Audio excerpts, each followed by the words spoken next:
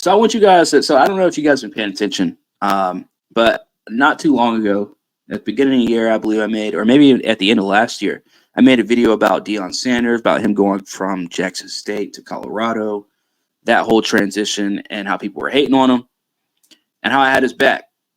I know Deion's made some questionable decisions as a leader in the past few years. I wouldn't even say mostly. Mostly, he's made really great decisions, obviously. Um, but when I say bad decisions, I mean the whole caping for the vax and all that other shit. But this has nothing to do with that. This has to do with strictly the sport of college football. And this weekend, here in a couple days, Colorado and Colorado State, which is obviously an in-state rivalry, probably the biggest game on Colorado State's schedule this year, the most important game.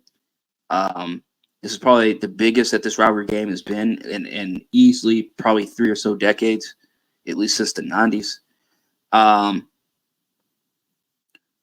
Colorado State's head coach came out earlier, and this video has surfaced. And y'all know how Coach Prime is, how Deion Sanders is. He talks with the sunglasses, the shades on, the hat. He always flashy, always wearing expensive stuff. You know who he is. You know what you're getting. You're getting the Playboy, right? Well,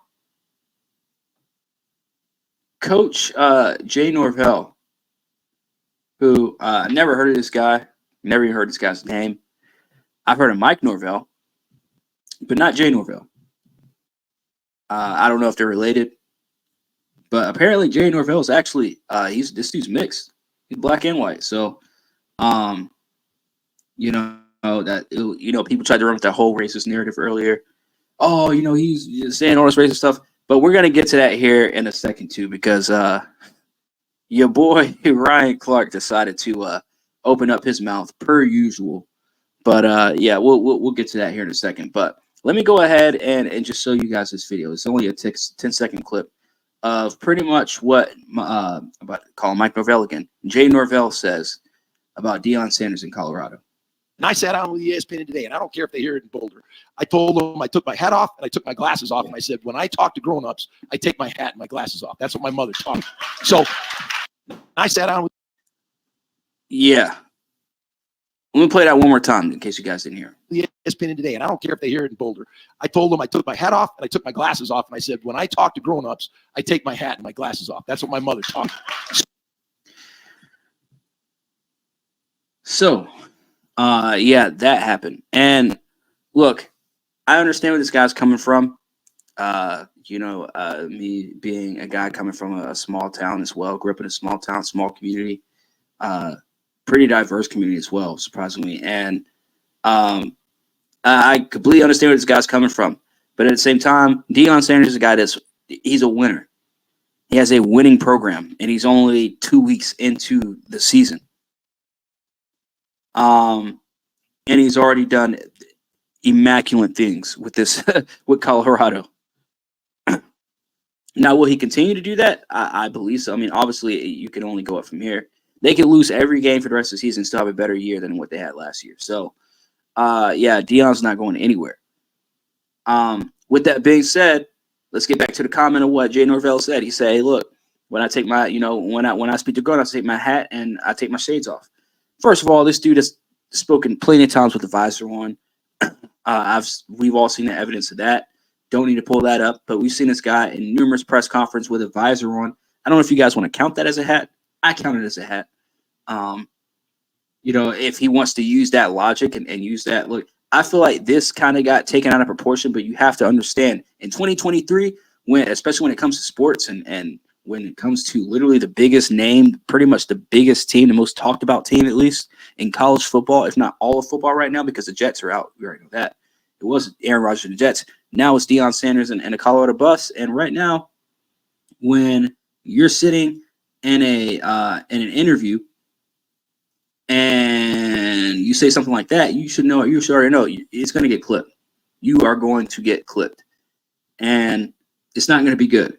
This does not look good for them.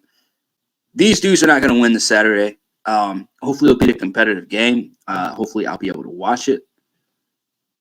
But what I really want to talk about is what Ryan Clark, of all people, wanted to say. Now, I believe there was someone else too that said something. I might be able to find it. Because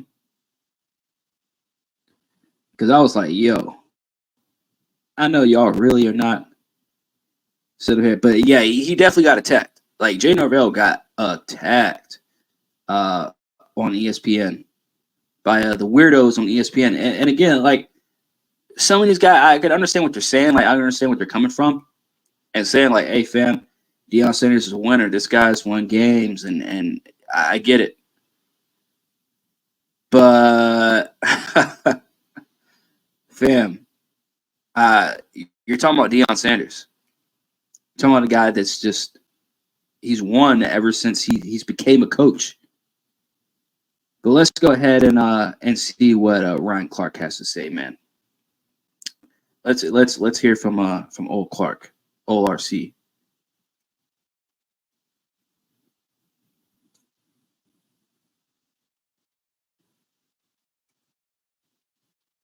I will get there eventually. Where is? Oh, here we go. Oh yeah, I had to find him on Instagram. That's why I was looking on Twitter. I was like, whatever. Anyways, let's yeah. I'm trying to figure out who those dummies are that are clapping in the background. Already, man. So you guys know in the video where you heard people clapping. Oh, if you're a Colorado State fan, you're probably gonna clap. Okay. So again, this dude just taking it personal. You know how emotional this dude is. Like he's just so fucking retarded, and he's so sensitive. It's hilarious. But let's go ahead. And he says that's what his mother taught him. To say that's what your mother taught you is to say that you feel like Deion's mother didn't teach him correctly.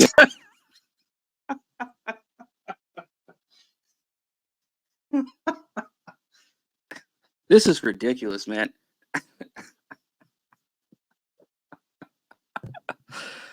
RC is the type of dude, and I saw this meme the other day too. RC is the type of dude that I saw a meme the other day that said, people on the internet will take your shit out of context in the most outrageous ways, and it's like, man, I sure do love me some pancakes, and then it's like somebody replies back to you, it's like, what the fuck you got against waffles and blah blah blah, blah whatever, fuck you blah blah.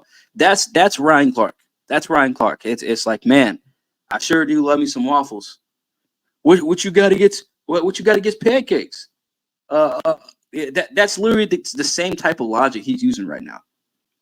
He said, as if Deion's mom didn't teach him with values and morals, and he might as well just have a fucking handkerchief just on hand. Just And so now we're venturing into how men are parented. Right. So that's what we do as college coaches. That's the example that we're setting for the young men in our locker rooms. And while he's worried about the way that Deion wears his hat, bro, it's a rivalry, man. It's nothing more personal. It's nothing more serious. It's not that deep. It's not that deep.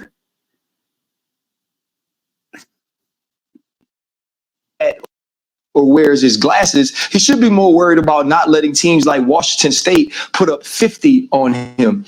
This now starts to venture. See, that would be a funny jab if he wasn't crying at the beginning of if he literally was not crying 2 seconds into this fucking rant. Into culture. This now starts to venture into ethnicity and upbringing. This is a guy from Madison. It has nothing to do with, see, this is the problem with Ryan Clark, man. Always wants to bring race into something. Like every fucking person on planet Earth. Always wants to bring race into something. It's ethnicities. Like if you did any kind of fucking background check on Jay Norvell, the guy who made the comment, dude's half black. So again, where does Ryan Clark always wanted to throw race into something? Always wanted that fucking handout. Even if it's a pat on the back or a mention. Always wants that fucking emotional handout, bro. in Wisconsin. This isn't a man that grew up in Florida. This is a guy who coaches at Colorado State that doesn't get the fanfare, that doesn't have the Camerons and the Michael Irvins and the Warren Sapps and the Stephen A. Smiths and the Shannon Sharps coming. Bro, is he really name dropping everybody that was on the Colorado sideline last week? Colorado has experienced a crumb. Shout out to Jaron, by the way. still in his terms.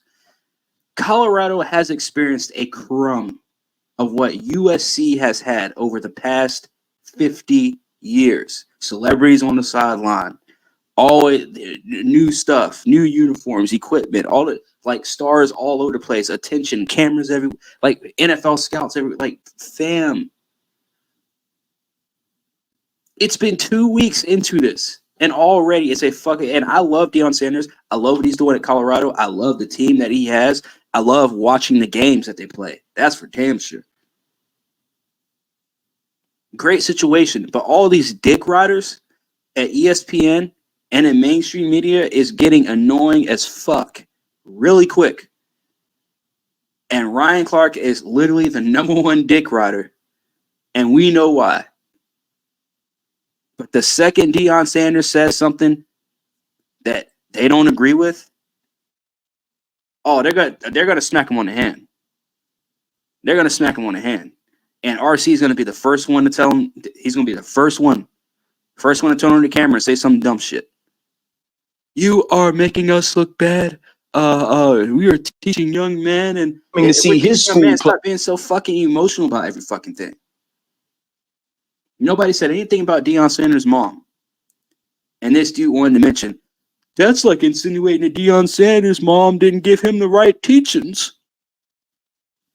This is also a man who hasn't won a game this year. This is also a man who didn't take a team that was 1-11 and now has them as America's darlings, as ESPN College Game Day will be there and Fox will be there as well to see them play Colorado State. And last I checked, nobody's showing up to see them because of Colorado State. And the same man that wears his glasses and that wears his hats when he talks to the media also wears those glasses and wears that same hat when he's talking to his players. And when he's talking to his players and said that this is personal against Nebraska because you don't talk about my kids. I just want to say this. I don't think it's a bad thing that Deion has his hat and glasses on. So the whole comment of the hat and glasses thing, to me, is something that should just go through one ear and out the other. But like I said, everybody's going to fucking run with it because it's Colorado, because it's Deion Sanders, because it's this big, big thing. And maybe Jay Norvell knew that going into that. Maybe he knew they're going to clip this. Let me go ahead and get people even more excited, even more fucking amped up for this dogfight that's going to happen on Saturday. I don't think it'll be a dogfight. I think it will be a 50-24 type of game on Saturday. Let's just be clear. It's Colorado versus Colorado State. But like I said, the comment itself should be a go through one ear out the other type of situation.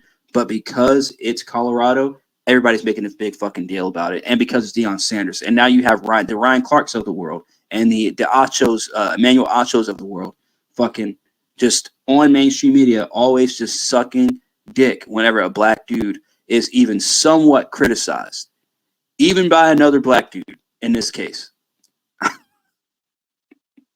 And what's the first thing they pull out is that fucking ethnicity, victim, and race card. Kids, and you all are my kids. And when I looked at that team, it wasn't just black young men, it was white young men, it was people of all ethnicities, people of all backgrounds, because that's what a locker room is supposed to be. When you're in a locker room, it's not supposed to be about how your mother raised you. It's supposed to be about how we all come together and make this thing better. You think that if Jay Norvell was focused more on his team and not the other coach, he wouldn't be getting blown out by 26. Like I said, man, it ain't that deep. It's really not that deep, Ryan. And look, dude's a good interviewer, even though they've interviewed their sketchy amount of people in the past as well on Pivot. For the most part, man, like I said, for the most part, Ryan Clark is, I do think he's I mean, look, I can't say he's a genuine dude. I do think he puts on a facade just because I've known dudes like him, met dudes like him, where it's like, I don't know if you're really like that, man. Like, dude's a little sketchy. But at the end of the day, man, I do like what he does for the most part, especially when it comes to the Pivot podcast. Like, I mean, what they do is some cool shit. They actually have some real good conversations, and every once in a while they will have an actual decent guest on there. So I do fuck with Ryan Clark in that way. But like I said, when it comes to his takes and when it comes to defending coaches and players, like I'll never forget last year when they had that whole debate about black coaches in the NFL, and this dude was caping like a motherfucker.